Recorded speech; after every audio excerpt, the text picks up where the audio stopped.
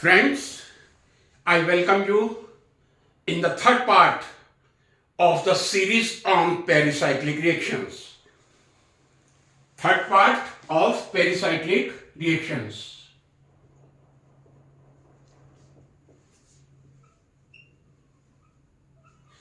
And this third part deals with mainly MO, diagram of some pi system. The third part of this pericyclic reaction series that will deal about pi system and their MO diagram. Before coming to the point, I would like to brief in very brevity what I did say in my first two series of pericyclic reaction lectures. In first series mainly, I did define the pericyclic reactions. What are pericyclic reactions? Such type of reactions which are concerted, means both bond formation and bond breaking takes place, or bond formation and bond breaking takes place simultaneously in a single step. That is known as concerted reaction. So concerted reaction which involve cyclic transition state, they are pericyclic reaction. Number 2 point I did elaborate in my last lecture. They involve cyclic transition state. They involve cyclic transition state, but not any reactive intermediates. And I define very well the difference between transition state and reactive intermediates by taking the example of substitution nucleophilic reaction.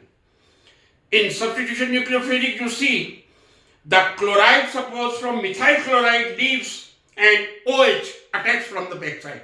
Both leaving of chloride and bond formation of hydroxide takes place. That is transition state. But in reactive intermediates, they are carbocation, carbanion, carbene, nitrene, benzene, etc.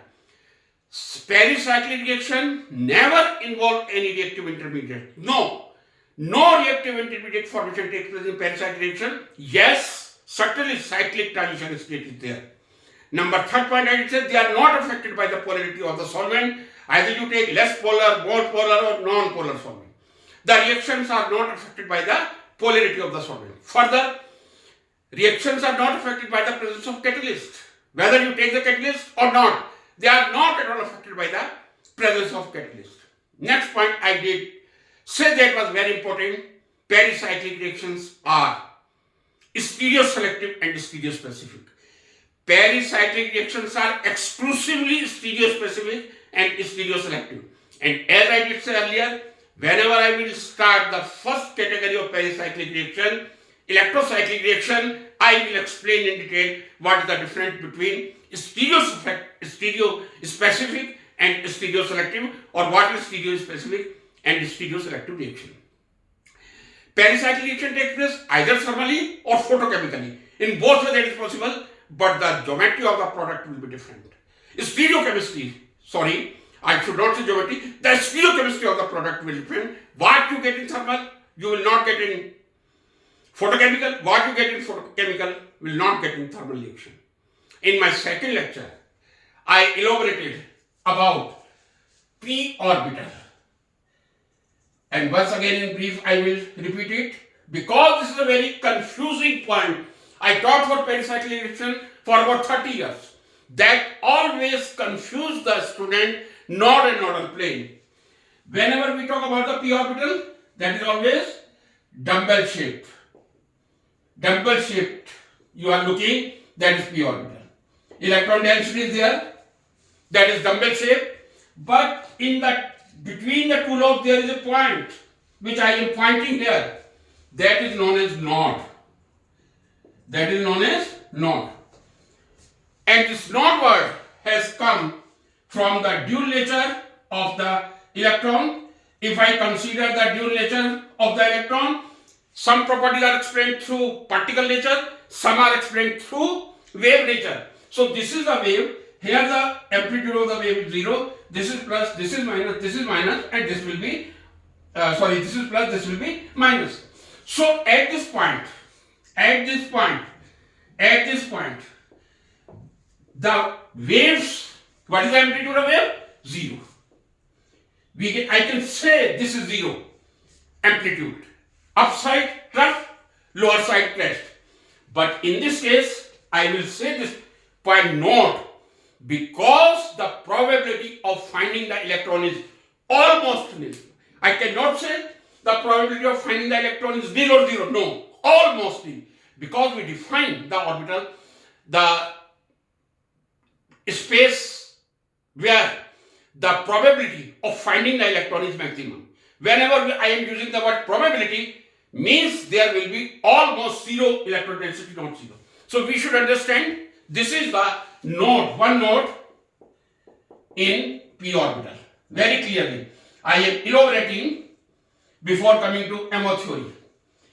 This is py orbital. Suppose this is py. There are 3 orbitals always perpendicular to each other. Px, py, py. Px, py, px, py, pz. Suppose I am taking this py. In this direction you are looking the electron density, but in y and z direction electron density will be 0, almost 0. So for this orbital, two nodal planes will be there in x and z direction.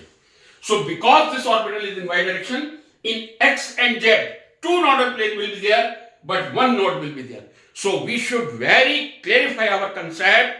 In p orbital there is dumbbell shape. The center at the center of the two lobes, where the probability of finding the electron is almost 0. That is a node. And in one p orbital there will be one node, but two nodal planes. Why?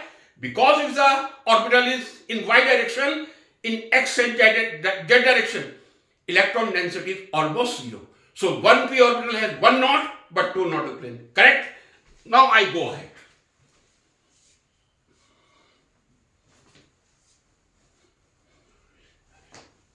Last time, I did try to explain very simply, as we explained in lower classes, 11th standard, how we can explain the formation of hydrogen molecule through molecular orbital theory. We all know there are two approaches to explain the bonding in covalent compound. One is valence bond theory, another is molecular orbital theory. I did explain last time. Suppose I take the formation of hydrogen molecule. This is one hydrogen atom. This is second hydrogen atom. What quantum mechanics is? Quantum mechanics is if I take phi and there is linear combination of two wave functions. Whenever there is linear combination of two wave function, there is formation of two functions, not one. Whenever there is linear combination of two orbitals, there is formation of two orbitals, one lower in energy, one higher in energy. This is energy. I will say this is non-bonding energy level. This is non-bonding energy level. Right? I can say whenever two hydrogen atoms will combine, there is formation of two new molecular orbitals. Lower in energy, bonding orbital. Higher in energy, anti-bonding orbital. I can say sigma, sigma star. In the case of hydrogen, one sigma bond is there. Now there are two electrons. Bonding is always lower in energy, anti-bonding is always higher in energy. Both the electrons will occupy, obviously, bonding orbital. There will be no electron in anti-bonding. Both electrons will occupy bonding orbitals, because whenever electron goes in bonding orbital, that is stabilization. Whenever electron goes in anti-bonding, that is destabilization. So this is a simpler example which we teach at 11th standard, how we can explain the formation of H2 molecule by the combination of two hydrogen atoms. Two wave functions will combine to give two functions, not one. There will be two molecular orbital formation there. One is lower bonding, upper is anti-bonding. And remember, whenever any electron goes in the lower energy, there is always stabilization. More energy, less stable, less energy, more stable. I should write this. Remember in chemistry, whenever energy is more energy, less stable, less energy, more stable. Remember this thing. So whenever electrons are going in the bonding orbital, liberation of energy is there, means stability is there. When formation of hydrogen molecule, we can explain, because the two electrons occupy bonding orbitals, the formation of hydrogen molecule takes place. Once again, I am repeating what I did repeat in my earlier lecture. Suppose instead of hydrogen, I take helium. This is a question where hydrogen formation takes place, molecule formation takes place, but He2 formation never takes place. Why? Because if I replace hydrogen from helium, now there are 2 electrons, 4 electrons, 2 will come in bonding, and there is no any alternate except to occupy the antibonding orbital. Whatever they are going to be destabilized, doesn't matter, but they will occupy the electron. And whenever electrons will go in antibonding, I did say that will make the system unstable. तो जितनी stability यहाँ मिली थी उतनी डिस्टेबल हो गया. Hydrogen molecule formation take place, but helium molecule He2 formation does not take place. I think this is very clear example to understand what I am going in the next part of my lecture. Now I am coming to the MSc level, that is pi orbital formation. We will talk about some pi system and formation of bonding and antibonding. What I did say, sorry, I should write in the correct manner, that is phi plus phi minus. There are 2 combinations after overlapping. One is phi A plus phi B, another is phi A minus phi B. Means this equation represents bonding orbital very clearly. This represents anti-bonding orbital. Anti-bonding orbital. Whenever both will combine, 2 wave function. Psi A plus psi B. This is psi A. Psi A plus psi B. This is psi A minus psi B. I think this is very clear. Formation of bonding and anti-bonding orbital. I will not rub it. I will take the simplest example, ethylene C2H4, which I did explain in series of hybridization lectures. This is C2H4, 2 carbon, 4 hydrogen atoms are there. We can say there are 5 sigma bond. This is 5th sigma bond, 1 pi bond. I will not take much time on this molecule, I have explained earlier. Now I will concentrate myself on the pi system, and I will talk only about pi electrons.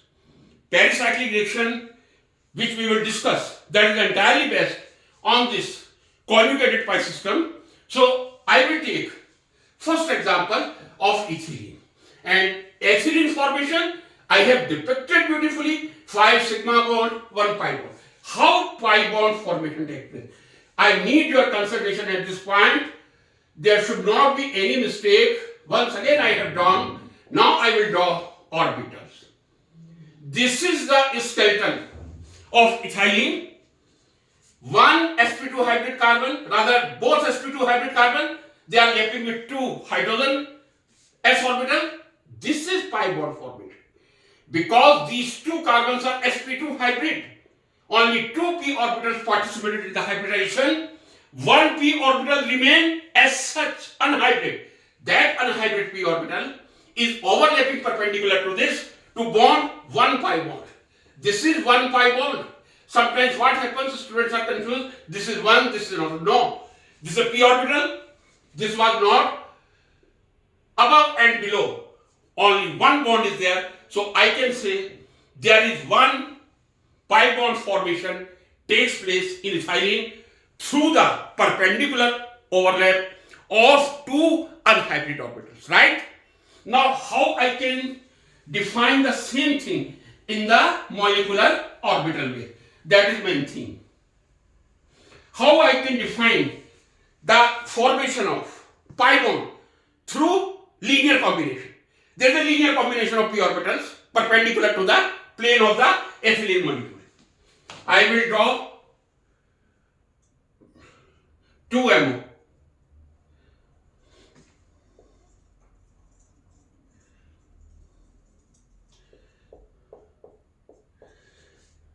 Don't be confused.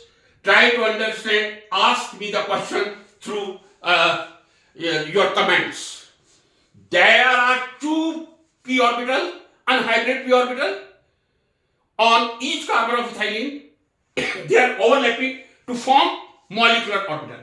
And I will say when two p orbital will overlap, they will form two molecular orbitals. This is pi, this is pi star. Lower in energy. Certainly this is increase in energy. This is bonding molecular orbital. This is anti-bonding molecular orbital. Right, friends? Okay? First try to understand there is a ethylene molecule. Two anhydride p orbitals overlap perpendicular to the plane of the ethylene molecule to form two molecular orbitals. Lower in energy, bonding, higher in energy, anti-bonding. This is known as non-bonding energy level. This level is known as non-bonding energy level. Right? One bonding, one anti-bonding. Now I will fill the electron. This is non-bonding energy level. I have written this is one bonding orbital. This is anti-bonding orbital. How many pi electrons are there? One anhydride p orbital. Means one anhydride orbital having one electron. Another anhydride p orbital having one electron. There are two electrons to form pi bond. Both electrons will occupy bonding orbital. And what will be the configuration? Suppose somebody say, write the configuration. Electronic configuration of pi electron. I will write sigma 2, that's all. Means, sorry, not sigma, I am extremely sorry. This is pi 2, and pi star is vacant. No electron is there. Both electrons are in bonding orbital. So, naturally, pi bond formation will stabilize the molecule because two electrons are going in bonding orbital. Now, after understanding this, another point of understanding which student must concentrate. Again, there is a lot of confusion. That's why I am drawing your attention. I should not rub it. How I can draw? This is also beautifully I have explained the electronic configuration. This is pi star, nothing more. But how the molecular orbital formation takes place? Suppose this is non-bonding energy level like this. Below the plane, above the plane. This is representation of pi orbital.